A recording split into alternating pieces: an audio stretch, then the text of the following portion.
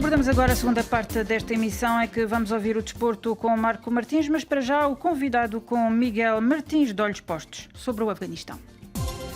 Convidado.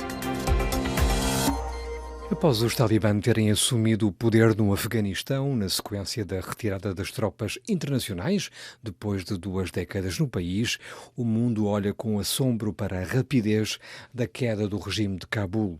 Álvaro de Vasconcelos, antigo diretor do Centro de Estudos de Segurança da União Europeia, especialista português de relações internacionais, alega que a saída dos contingentes estrangeiros do Afeganistão e a chegada ao poder dos talibã são vistas como uma traição por muitos afegãos em relação aos compromissos dos ocidentais. Foram 20 anos de guerra para terminar, no fundo, que se podia considerar como uma enorme traição do Ocidente, porque é preciso pensar que esta guerra não foi só travada pelos Estados Unidos da América, foi travada pelos Estados Unidos da América e pela NATO. Tiveram envolvidos os países europeus, a Alemanha, a França, a Itália, o Reino Unido, Portugal, etc.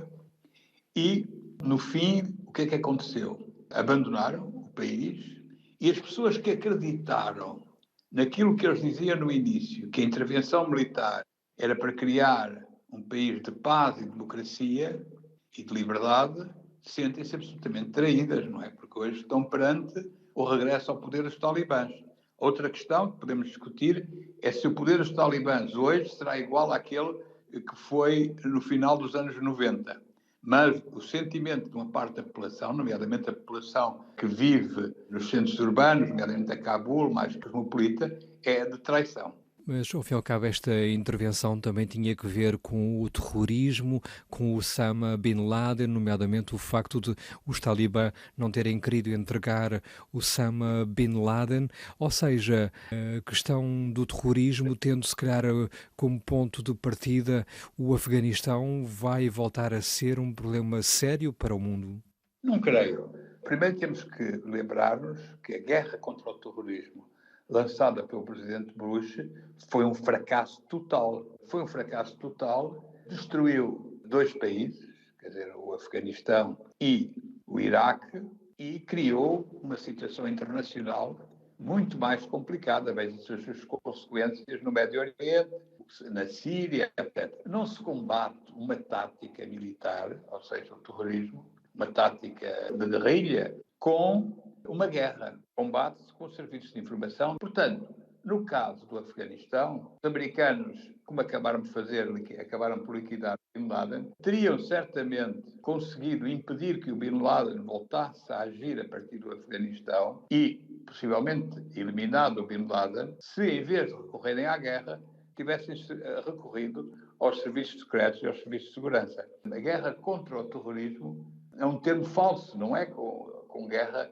que se combate o terrorismo, é com outras medidas e também com medidas que isolem esses grupos da sociedade. É caso para dizer, e agora, o que é que acha que a ONU, as grandes organizações internacionais que estão todas a reunir-se após o fim deste período poderão fazer para, de alguma forma, ajudar a população afegã que está a fugir, aquela que consegue, não é?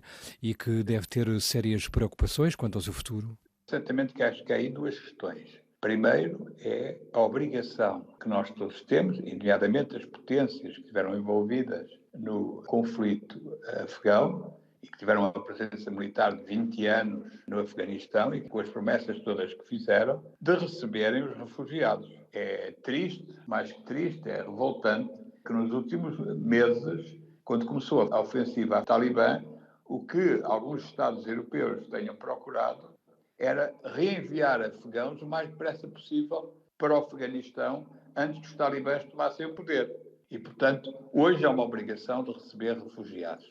E isso tem que ser assumido plenamente pela comunidade internacional e, em particular, pelos Estados envolvidos no conflito, os Estados europeus e os Estados Unidos e outros aliados. Isto é a primeira referência. A segunda, em relação àquilo que a comunidade internacional pode fazer, a primeira coisa que a comunidade internacional tem que fazer, ou seja, que tem que fazer as potências que têm sido dominantes na ordem internacional, ou seja, os Estados Unidos e as potências europeias, é compreenderem que o mundo mudou E quem é verdadeiramente decisivo não são os Estados Unidos, não são os europeus, são as potências regionais, nomeadamente a China e o Paquistão, no que diz respeito ao Afeganistão.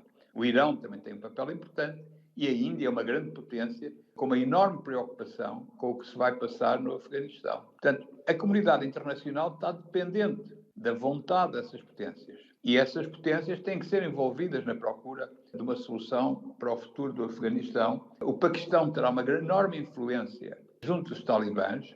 Os serviços secretos paquistaneses, os serviços secretos militares paquistaneses têm relações muito estreitas com os talibãs e isso dará ao Paquistão uma responsabilidade particular, mas também uma enorme influência no Afeganistão. E, portanto, comunidade internacional, neste caso, não significa a Europa e os Estados Unidos, significa as potências regionais.